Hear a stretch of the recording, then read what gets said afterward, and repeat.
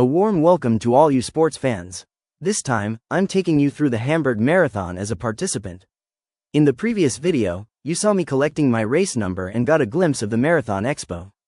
If you haven't seen it yet, I've included a link to the video in the description below. As well as some moments on the course, I'll also take you to the athletes area, where there was a lavish buffet and massages available. I have to say that the Ironman, which I've attended twice as a spectator, is announced in a more emotional way than the marathon. I didn't really get that goosebumps feeling. At least not at the start. The organizers could learn a thing or two from that. At 8:30 a.m., the professionals set off first. The other blocks followed shortly afterwards. When registering for the marathon, you enter your target finishing time. You are then allocated to the relevant starting blocks. There were blocks A to L, into which the approximately 20,000 marathon participants were divided. This means that as your target finishing time increases, so does the letter of your starting block. In my case, with a target time of 2 hours and 45 minutes, I was in starting block B. My preparation for the Hamburg Marathon took about 8 months, with a 3-week break for holidays. Speaking of holidays, for anyone interested in Jamaica, I've also made 2 detailed videos about it, which I'll link to in the video description. Back to the race. Even though everyone was grouped according to their target finish times, the start was a bit chaotic at first. Some were over-motivated, whilst others were dragging their feet a bit. On the Reeperbahn, the zigzagging became less frequent.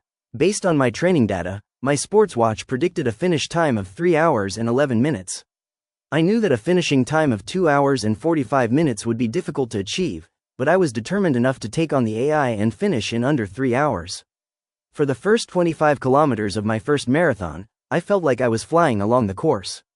At this stage, I was still maintaining a pace of well under 4 minutes per kilometer. But after the 25-kilometer mark, it was as if someone had pulled the plug on me. I got slower and slower over the remaining 17 kilometers. Suddenly, I was constantly being overtaken and was really struggling, especially over the last 3 to 4 kilometers. The energy gels and isotonic drinks distributed along the route no longer had any effect. There was water every 5 kilometers, and isotonic drinks, cola, bananas and energy gels were provided after certain kilometer markers. So, in theory, there's no need to pack energy gels or drinks and carry extra weight, as you're well catered for along the route. You can even get a massage along the way. It was actually the first time I'd ever run over 30 kilometers, as I'm not a fan of training sessions lasting over an hour. And so, after 2 hours and 51 minutes, I crossed the finish line thanks to the fantastic crowds lining the 42-kilometer route.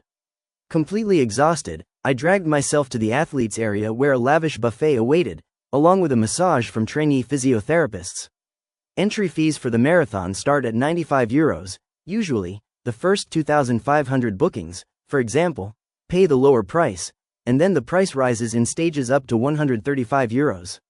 So, it's worth registering early. It was an absolutely fantastic event and I'm already looking forward to the Hella Half Marathon in Hamburg, which takes place on the 28th of June. Maybe I'll take you along there too. Thank you very much for watching and see you soon.